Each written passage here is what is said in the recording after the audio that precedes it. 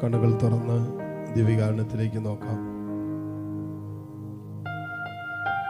ഇത് ആരാധനയുടെ നിമിഷമാണ്.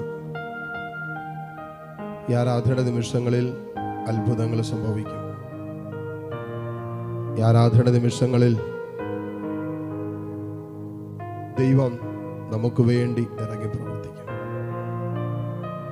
ആ വിശ്വാസത്തോടെ എല്ലാ മക്കളും കണ്ണു തുറന്ന് കർത്താവിനെ കണ്ട്, മോനെ, നിന്റെ ജീവിതത്തിൽ കർത്താവ് ഇടപെടണമെന്ന് നീ ആഗ്രഹിക്കുന്ന വിഷയത്തെ തമ്പുരാന് കൊടുത്ത് ഈശോയെ ആരാധിച്ചുകൊണ്ട് നമുക്ക് പ്രാർത്ഥിക്കാം.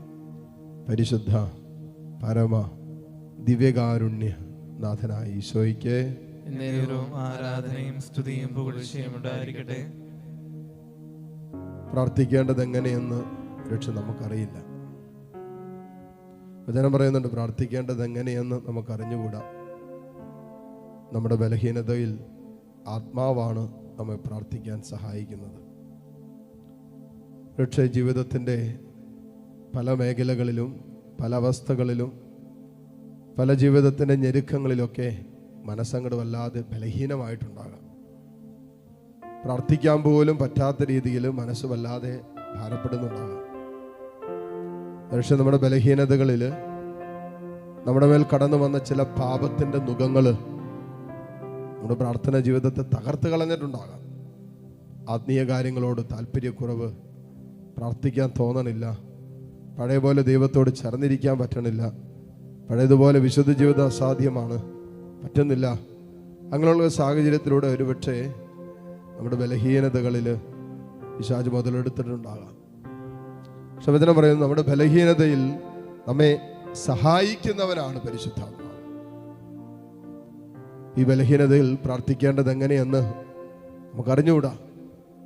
നമ്മൾ മനസ്സുകൊണ്ട് പരാതി പറഞ്ഞ്, പരിഭവം പറഞ്ഞ്, ദൈവത്തെ പഴിച്ചൊക്കെ ആയിരിക്കും നമ്മളിപ്പോൾ ഈ അവസ്ഥയെ ഇങ്ങനെ എടുത്തുകൊണ്ടിരിക്കുന്നത്. ഈ ഒരു പ്രതിസന്ധിയെ എങ്ങനെ അതിജീവിക്കണം നമുക്കറിയില്ല. അല്ലാതെ ഭാരപ്പെട്ടും സങ്കടപ്പെട്ടും അസ്വസ്ഥപ്പെട്ടും ഈ പ്രതിസന്ധിയുടെ മുമ്പിൽ ഇങ്ങനെ നിരാശപ്പെട്ടൊക്കെ ആയിരിക്കും നമ്മൾ രക്ഷ നിൽക്കുന്നത്. കാരണം നമുക്കറിഞ്ഞുകൂടാ എങ്ങനെ ഈ സാഹചര്യത്തെ അതിജീവിക്കണമെന്ന്. അതുകൊണ്ടാണ് വചനം പറയുന്നത്, പ്രാർത്ഥിക്കേണ്ടത് എങ്ങനെയെന്ന് നമുക്കറിഞ്ഞുകൂടാ. പിന്നെയോ നമ്മുടെ ബലഹീനതയിൽ ആത്മാവ് നമ്മെ സഹായിക്കും. നമ്മുടെ ബലഹീനതയിൽ ആത്മാവാണ് നമ്മെ സഹായിക്കുന്നത്, പ്രാർത്ഥിക്കാൻ നമ്മളെ പഠിപ്പിക്കുന്നത്. ഏത് വിഷയത്തിനും ഏത് പ്രശ്നങ്ങൾക്കുള്ള ഉത്തരവും പരിഹാരവും എന്ന് പറയുന്നത് പ്രാർത്ഥനയാണ്. പ്രാർത്ഥനയിലാണ് എല്ലാ പ്രശ്നങ്ങളും പരിഹരിക്കപ്പെടുക. ഏത് കീറാമുട്ടി പ്രശ്നവും, ഏത് പരിഹരിക്കാൻ പറ്റാത്ത പ്രശ്നവും, മാനുഷികമായി ചിന്തിച്ചിട്ട് എത്ര കണ്ട് ശ്രമിച്ചിട്ടും പരിഹരിക്കാൻ പറ്റാത്ത വിഷയമൊക്കെ പരിഹരിക്കപ്പെടുന്നത് പ്രാർത്ഥനയിലാണ്.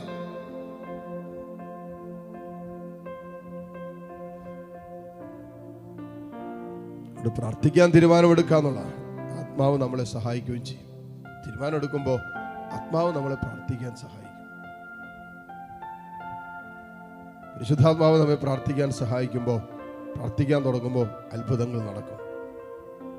അപ്പോസ്തലന്മാര് പെന്തക്കോസ്താ ദിനത്തിൽ ഒരുമിച്ച് പ്രാർത്ഥിച്ചപ്പോൾ ഒരു പെന്തക്കോസ്താ അനുഭവം ഉണ്ടായില്ലേ? പരിശുദ്ധാത്മാവിന്റെ അനുഭവം ഉണ്ടായില്ലേ? അതവരുടെ ജീവിതത്തെ മാറ്റിമറിച്ചില്ലേ? സ്വപ്നങ്ങളെ മാറ്റിമറിച്ചില്ലേ?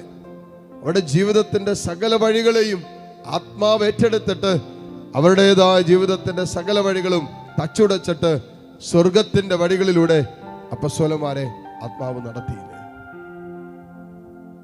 അതേ ആത്മാവ് ഇന്നും പ്രവർത്തന നിരതമാണ്.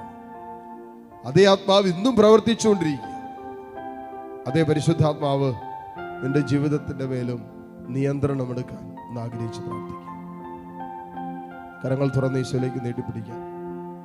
ഈ നിമിഷങ്ങളിൽ ആത്മാവ് നമ്മെ സഹായിക്കും.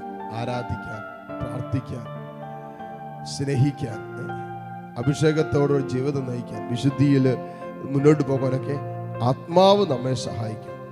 പരിശുദ്ധാത്മാവിന്റെ നിറവിന് വേണ്ടി, ആത്മാവിന്റെ അഭിഷേകത്തിന് വേണ്ടി, ഒരു പുതിയ പെന്തക്കോസ്തായ്ക്ക് വേണ്ടി ഒക്കെ നമ്മൾ പ്രാർത്ഥിക്കണം. പ്രാർത്ഥിക്കുന്നിടത്ത് അത്ഭുതങ്ങൾ സംഭവിക്കും. ആത്മാവിന് വിധേയപ്പെടുന്നിടത്ത് അതിശക്തമായ ദൈവസാന്നിധ്യം അനുഭവപ്പെടും. അതുകൊണ്ട് ആത്മാവ് എങ്ങനെ നിങ്ങളെ പ്രേരിപ്പിക്കുന്നുവോ, ആത്മാവ് എങ്ങനെ നിങ്ങളെ ചലിപ്പിക്കുന്നുവോ, അതുപോലെ എല്ലാ മക്കളും കർത്താവിനെ നോക്കി സ്തുതിക്കട്ടെ. ഹല്ലേലൂയ, ഹല്ലേലൂയ, ഹല്ലേലൂയ. ഈശോയെ ആരാധന, ആരാധന, ആരാധന, ആരാധന, ആരാധന, ആരാധന. ഈശോയെ ഞങ്ങൾ ആരാധിക്കുന്നു, ആരാധിക്കുന്നു, ആരാധിക്കുന്നു. ഈശോയെ ആരാധന, ആരാധന, ആരാധന, ആരാധന, ആരാധന, ആരാധന, ആരാധന, ആരാധന.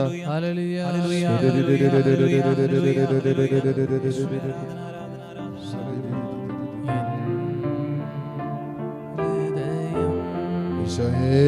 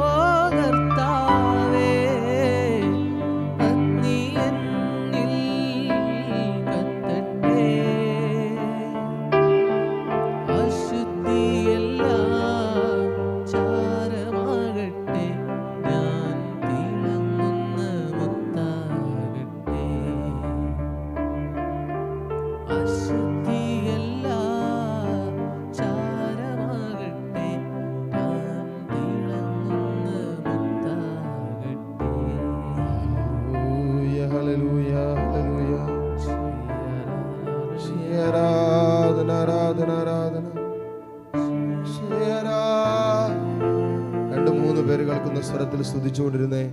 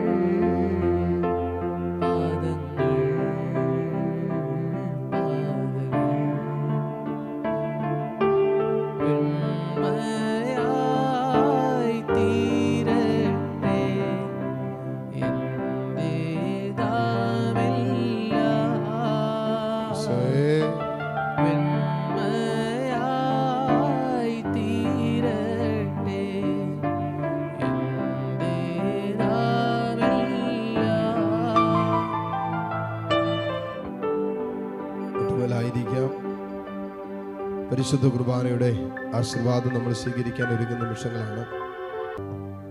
ഒരാഴ്ചക്കാലം ദൈവം ചെയ്ത എല്ലാ അനുഗ്രഹങ്ങളെ ഓർത്ത് നന്ദി പറയാം. വരാൻ പോകുന്ന ആഴ്ചക്കാലത്തെ കർത്താവിന്റെ കരുണയ്ക്ക് സമർപ്പിക്കാം. എന്ത് സംഭവിച്ചോട്ടെ, എന്തൊക്കെ സംഭവിക്കും നമുക്ക് ഒരു പിടുത്തവുമില്ല. എന്തെല്ലാം അപകടങ്ങളാണ് വരും ദിവസങ്ങളിൽ നമ്മുടെ മുമ്പിൽ ഒളിഞ്ഞിരിക്കുന്നത് നമുക്കറിയില്ല.